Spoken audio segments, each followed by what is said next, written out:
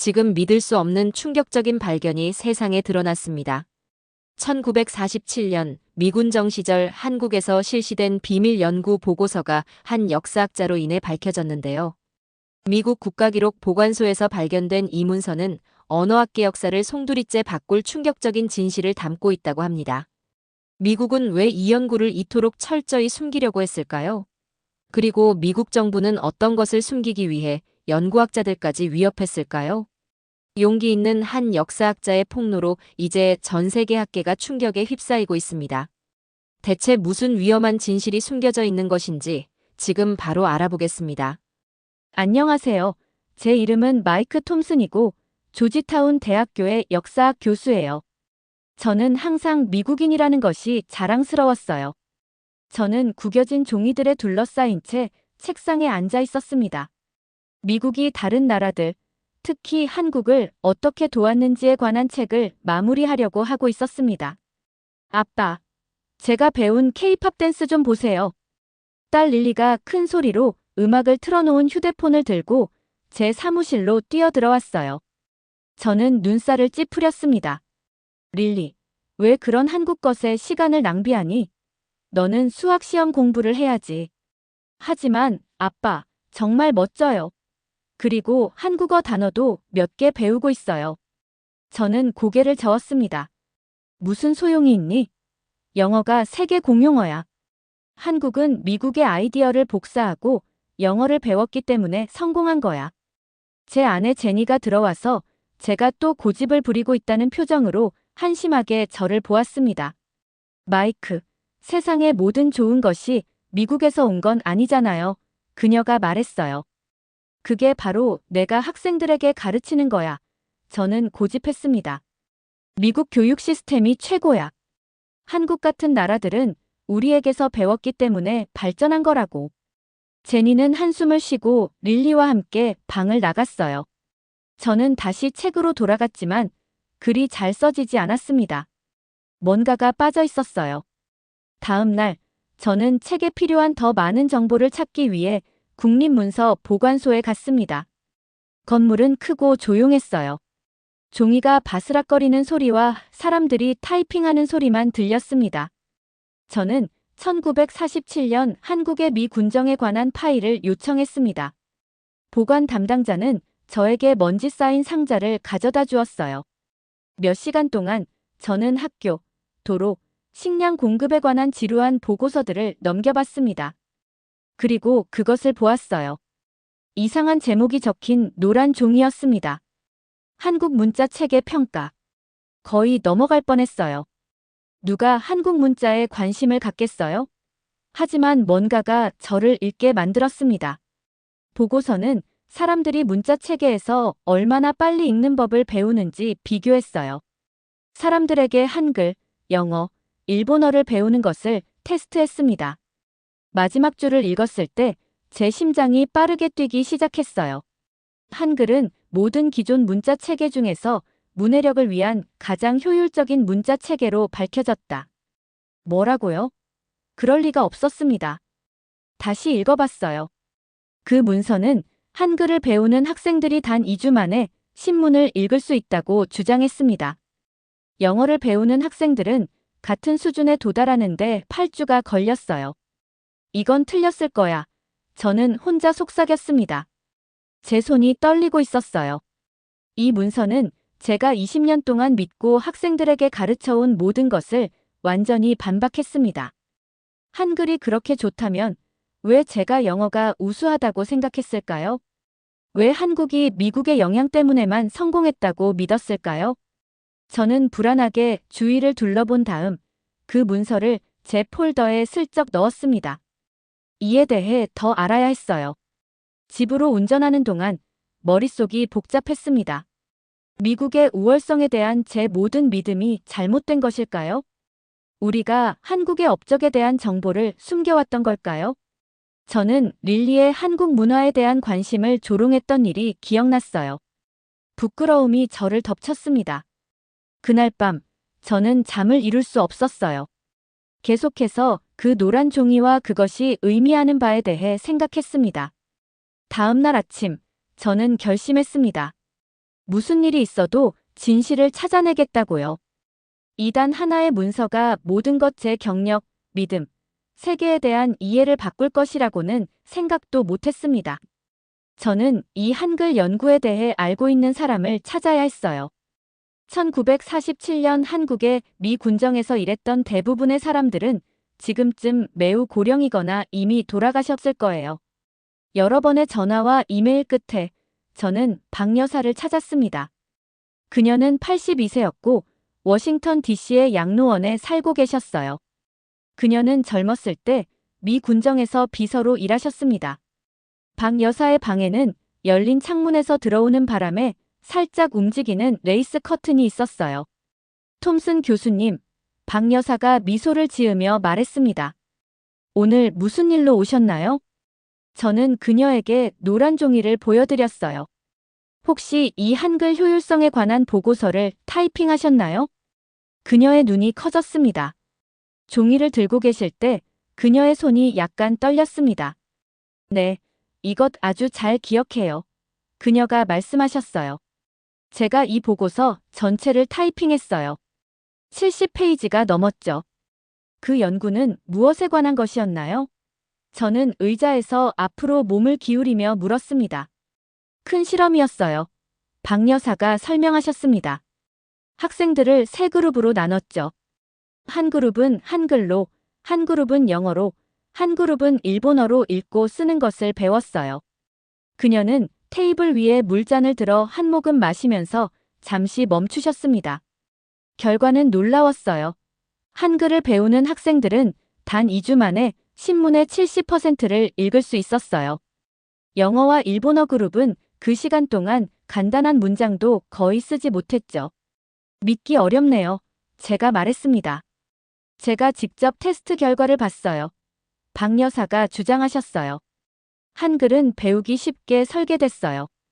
세종대왕이 1443년에 일반 백성들이 읽고 쓸 수 있도록 만드셨죠.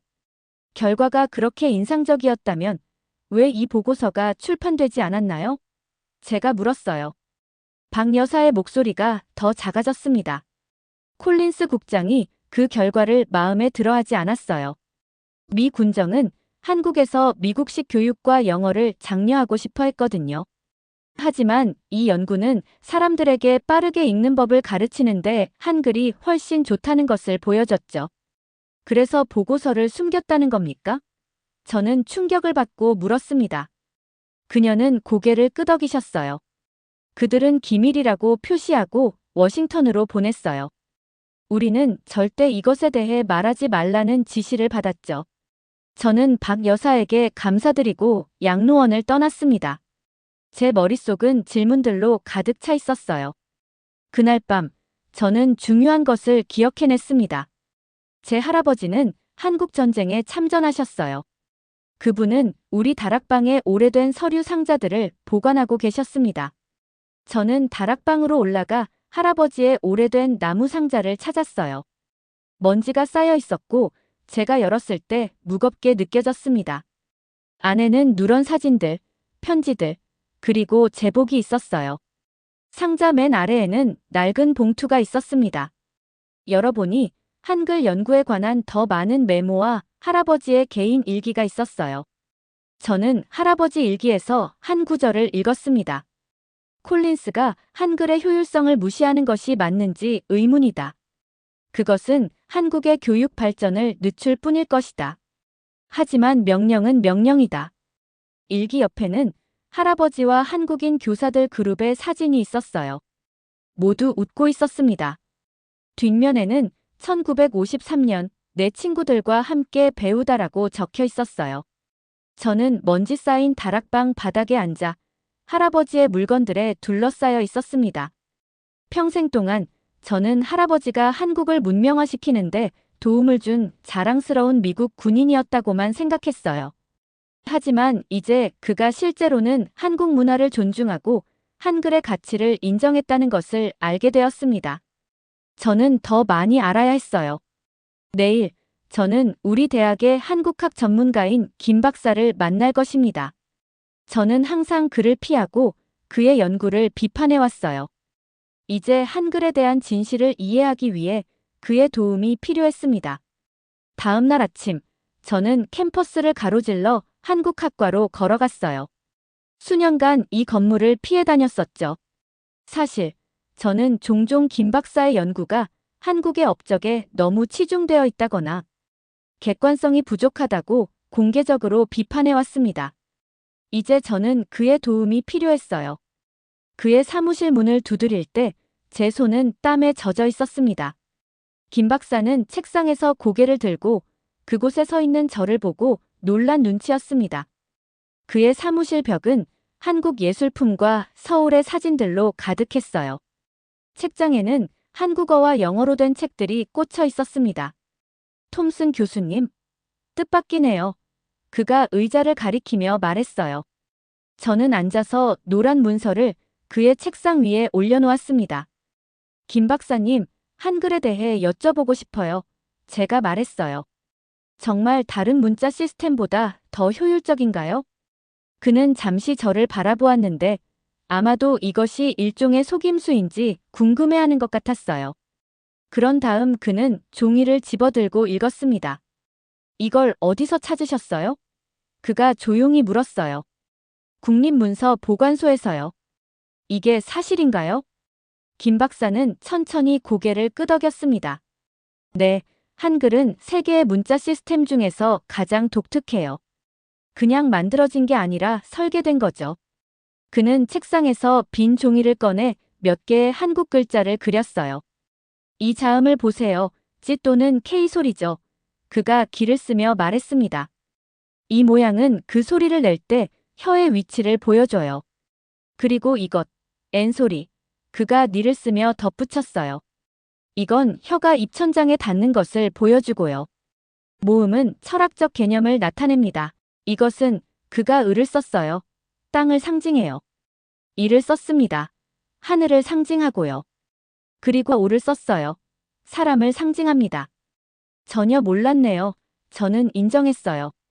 세종대왕은 1443년에 특별히 일반 사람들이 쉽게 읽을 수 있도록 한글을 만드셨어요. 그 전에는 한국인들이 한자를 사용해야 했는데 배우는데 몇 년이 걸렸죠. 한글로는 몇 주 만에 읽는 법을 배울 수 있었어요. 그리고 미 군정이 이것을 연구했다고요? 제가 물었습니다. 그런 것 같네요. 김 박사가 노란 종이를 두드리며 말했어요. 하지만 저는 이 보고서를 본 적이 없어요. 저는 그에게 박 여사와 제 할아버지의 일기에 대해 말씀드렸어요. 제가 말하는 동안 김 박사의 눈이 커졌습니다. 톰슨 교수님, 이것은 중요한 역사적 발견이 될 수 있어요. 우리는 완전한 보고서를 찾아야 합니다. 도와주실 수 있으신가요? 제가 물었어요. 물론이죠. 그는 망설임 없이 말했습니다. 진실은 알려져야 해요. 다음 날, 우리는 함께 국립문서보관소를 방문했어요. 이제 특정한 것을 찾고 있어서 건물이 달라 보였습니다. 단순한 오래된 서류 보관소라기보다는 비밀의 미로 같았어요. 김 박사와 저는 미 육군 교육부 파일이 담긴 수십 개의 상자들을 뒤졌습니다. 몇 시간 동안 찾은 끝에 극동 언어 정책 검토 1947-1950이라는 라벨이 붙은 상자를 발견했어요. 제 손이 떨렸습니다. 안에는 한국 문자 체계 효율성 연구, 최종 보고서라는 제목의 두꺼운 폴더가 있었어요. 이거예요. 저는 속삭였습니다. 완전한 보고서네요. 문서는 70페이지 길이로 차트, 테스트 결과, 분석으로 가득 차 있었어요. 한글이 문맹률 감소에 있어 영어보다 3.7배, 일본어보다 4.2배 더 효율적이라는 것을 증명했습니다. 하지만 가장 충격적인 부분은 끝에 있었어요. 마지막 페이지에 첨부된 메모였습니다. 미국 영향력 확대를 위해 영어 교육을 우선시하고 점진적으로 영어 한글 이중 언어 시스템을 도입할 것. 한글 효율성에 관한 이러한 발견은 현재 정책 방향과 충돌하므로 내부 참고용으로만 사용해야 함. 김 박사가 제 어깨 너머로 읽었어요. 그들은 알고 있었군요. 그가 조용히 말했습니다. 한글이 우수하다는 것을 알았지만 정치적 이유로 정보를 억압했어요. 저는 메스꺼움을 느꼈어요. 제 경력 내내 저는 학생들에게 미국 시스템이 최고라고, 한국과 같은 나라들이 미국 방식을 채택함으로써 발전했다고 가르쳤습니다. 이제 저는 미국이 사실은 그들의 믿을 수 없을 정도로 효율적인 문자 체계를 대체하려고 함으로써 한국을 저해했다는 것을 발견했어요. 이 연구가 오늘날에도 여전히 유효한지 알아봐야겠어요. 제가 말했습니다. 우리가 직접 비슷한 실험을 해볼 수 있을까요? 김 박사는 고개를 끄덕였어요. 네, 자원 학생들로 연구를 설계할 수 있겠죠. 하지만 이 결과를 확인하면 어떤 일이 일어날지 준비가 되어 있으신가요? 동료들이 이 연구를 반길 것 같지는 않아요. 저는 할아버지의 말씀을 생각했습니다. 콜린스가 한글의 효율성을 무시하는 것이 맞는지 의문이다. 진실을 알아야겠어요. 저는 단호하게 말했습니다. 다음 주에 시작할 수 있을까요? 도와드리겠습니다. 김 박사가 약속했어요. 이것은 중요한 작업이에요. 우리가 기록 보관소 건물을 나오면서 저는 제 세계가 불과 며칠 만에 얼마나 극적으로 변했는지 깨달았어요. 노란 종이는 저로 하여금 미국 문화적 영향력에 대해 제가 알고 있다고 생각했던 모든 것에 의문을 갖게 했습니다. 김 박사의 도움으로 저는 한글이 정말로 옛 보고서가 주장한 것처럼 효율적인지 시험하기 위한 실험을 준비했어요. 저희는 캠퍼스 주변에 한국어, 일본어 또는 영어 문자에 대한 지식이 없는 자원자를 모집하는 전단지를 붙였습니다. 이전에 이런 언어들을 공부해 본 적이 없는 사람들이 필요했어요. 일주일 내에 30명의 학생들이 등록했습니다. 저희는 그들을 3개의 동등한 그룹으로 나눴어요.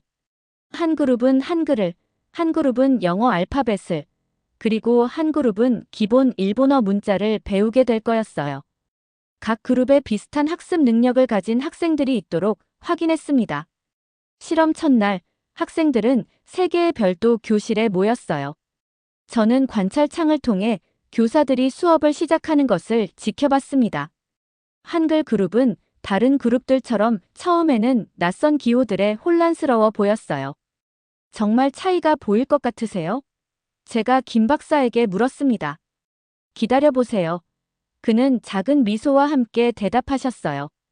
일주일 후, 저희는 3그룹 모두 테스트했습니다. 결과는 저조차도 놀라게 했어요.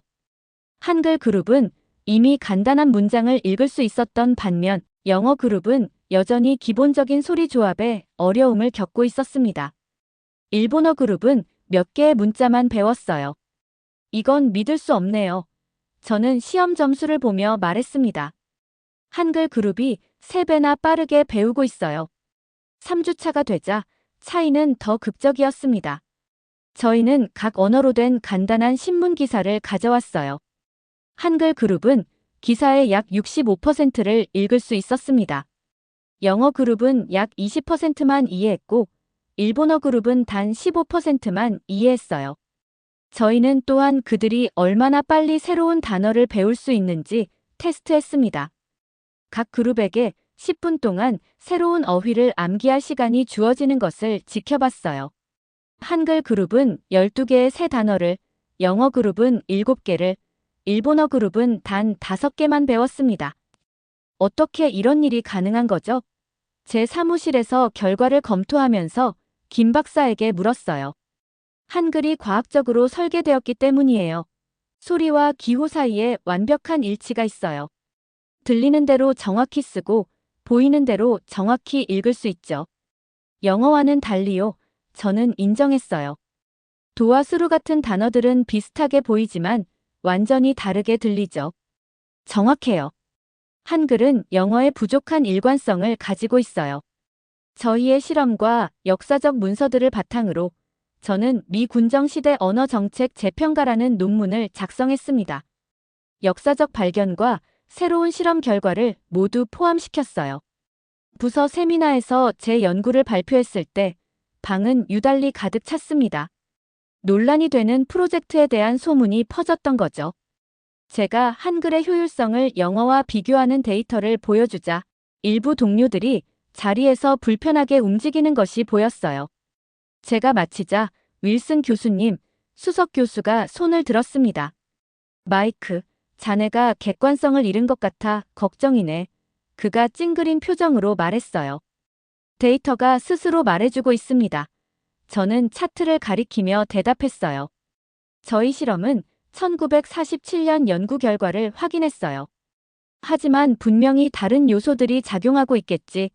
다른 동료가 주장했습니다. 문화적 맥락, 이전 학습 경험들. 저희는 그 모든 변수들을 통제했어요. 결과는 통계적으로 유의미해요.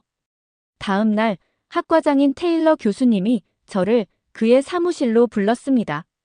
그의 책상 뒤에 큰 창문을 통해 캠퍼스 광장이 보였지만 그의 표정은 어두웠어요. 마이크, 솔직하게 말하겠네. 자네 논문은 우리 학과의 연구 방향과 국무부로부터 받는 우리의 연구비 우선순위와 충돌하네. 그게 정확히 무슨 뜻인가요? 제가 물었지만 이미 알고 있었어요. 이것을 출판하면 우리는 자네의 교수 임무를 재고해야 할 수도 있다는 뜻이네. 그리고 자네의 연구 자금도 위험에 처할 수 있어. 그의 사무실을 나오면서 저는 바닥이 발밑에서 흔들리는 것 같은 느낌이 들었어요. 20년간의 경력 안정이 갑자기 위험에 처했습니다. 제 사무실로 돌아왔을 때 어두운 정장을 입은 한 남자가 기다리고 있었어요. 톰슨 교수님, 저는 국무부 문서보안부서의 브라운 요원입니다. 그는 그의 신분증을 보여주었어요. 교수님께서 국립문서보관소에서 접근하신 문서들에는 민감한 정보가 포함되어 있습니다. 모든 사본을 즉시 반환해 주셔야 합니다. 이것들은 1947년의 역사적 문서들입니다. 제가 말했어요. 어떻게 아직도 민감할 수 있나요? 문화 외교의 문제는 나이에 관계없이 민감하게 남아 있습니다. 그는 냉담하게 대답했어요. 사본이 있으신가요? 네, 제가 인정했습니다. 48시간 이내에 모든 사본이 필요합니다. 그는 제 책상에 그의 명함을 올려놓았어요. 이를 준수하지 않을 경우 국가안보 위반에 대한 조사가 있을 수 있습니다. 그가 떠난 후 저는 책상에 앉아 그의 명함을 응시했어요. 위협은 분명했습니다. 제 경력, 명성, 어쩌면 자유까지도 위험에 처했어요. 그날 밤 저는 제니에게 모든 것을 말했습니다.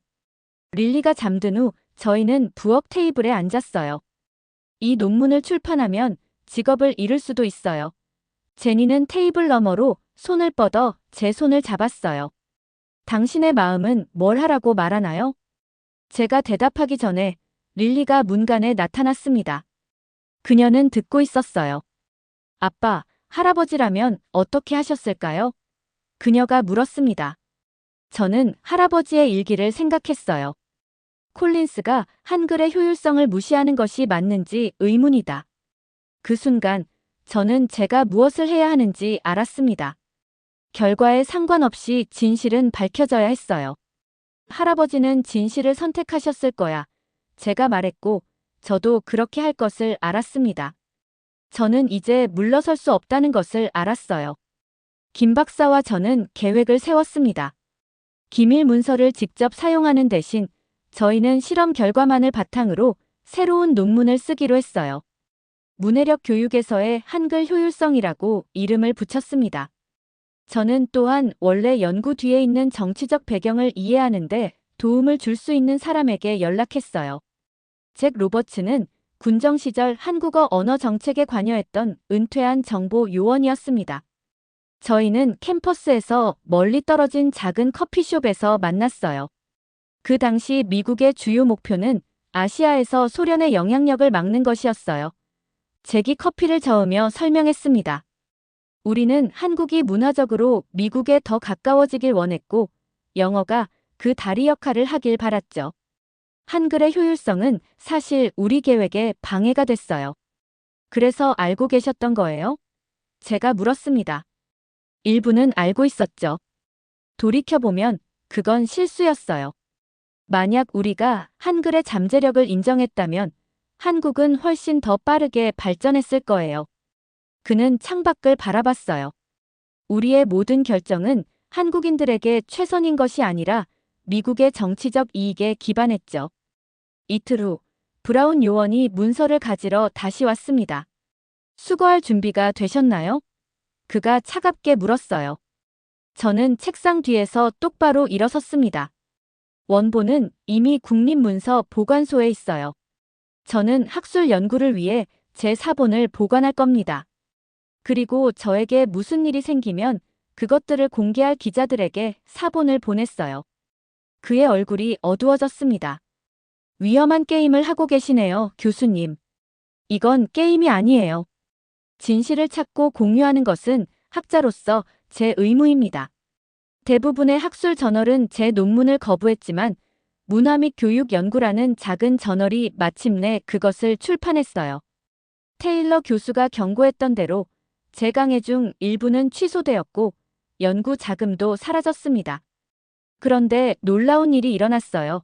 한국의 서울대학교에서 특별 강연을 해달라고 초청한 거예요. 제 연구는 한국에서 주목을 받았는데 미국 교수가 한글의 가치를 확인하는 것을 보고 사람들이 기뻐했습니다. 서울대학교 강단에 서서 수백 명의 한국 학생들과 교수들 앞에 서니 긴장되면서도 자유로운 느낌이 들었어요. 제 경력의 대부분 동안 저는 한국 교육 역사를 미국 중심적 관점으로 바라봤습니다. 저는 한국이 미국 시스템을 복사함으로써 발전했다고 믿었어요. 이제 이런 시각이 잘못되었다는 것을 알게 됐습니다. 한글의 효율성과 과학적 우수성은 한국의 빠른 교육 발전의 핵심이었어요. 이것을 인식하지 못한 것이 학자로서 제 가장 큰 실수였습니다. 청중들은 기립박수를 보내주셨어요. 많은 사람들이 나중에 다가와 진실을 말해준 것에 감사하다고 했습니다. 집으로 돌아온 후 저는 이제 미국과 한국의 교육혁명 재평가라는 제목의 책을 완성했어요. 그것은 한글의 과학적 우수성에 관한 사실과 미국 정책 결정의 현실을 균형 있게 담았습니다. 놀랍게도 젊은 학자들은 이 책을 환영했어요. 국무부는 그들의 위협을 실행에 옮기지 않았고 미국 한국교육협력위원회에서는 저를 자문위원으로 초청하기까지 했습니다. 제 가정생활도 바뀌었어요. 릴리와 저는 함께 한글을 배우기 시작했습니다. 그녀는 저보다 훨씬 빨리 배워서 종종 제 발음을 보고 웃곤 했어요. 제니는 저의 변화를 보며 자랑스러워하며 지켜봤습니다. 대학 사무실에 저는 3가지를 걸었어요. 세종대왕의 선언문 한글 버전, 한국인 교사들과 함께 찍은 할아버지의 사진, 그리고 할아버지 일기에서 인용한 구절. 역사는 정치에 의해 왜곡될 수 있지만 진실은 결국 빛을 보게 된다. 수업 후 어느 날 한 학생이 저에게 물었어요. 교수님, 역사적 진실을 추구하는 것이 위험을 감수할 만한 가치가 있나요? 저는 일어났던 모든 일들에 대해 생각해 봤어요. 위협들, 잃어버린 연구비, 하지만 또한 발견과 우정, 그리고 더 깊은 이해도요. 진실은 정치적 이유로 숨겨질 수 있어요. 하지만 완전히 사라지지는 않아요. 누군가, 어딘가에서 그것을 발견하고 드러내려고 할 거예요. 그리고 그것이 역사학자들이 해야 할 일이죠. 제 여정은 단지 한글의 효율성을 발견한 것에 관한 것만이 아니었어요. 그것은 제 자신의 편견과 좁은 사고를 극복하는 것에 관한 것이었습니다. 저는 미국이 항상 최고라고 가정하는 대신 다른 문화를 존중하고 가치를 두는 사람이 되었어요. 미국과 일본에 의해 70년 동안 숨겨져 있던 한글의 효율성은 이제 전 세계 언어학자들에 의해 연구되고 있습니다. 가장 가치 있는 발견들은 종종 우리가 가정을 내려놓고 진정으로 다른 사람들의 말을 들을 때 옵니다. 오늘의 사연은 여기까지입니다. 끝까지 시청해주셔서 감사합니다. 1초 만에 클릭할 수 있는 구독과 좋아요는 저에게 너무 큰 힘이 됩니다. 감사합니다.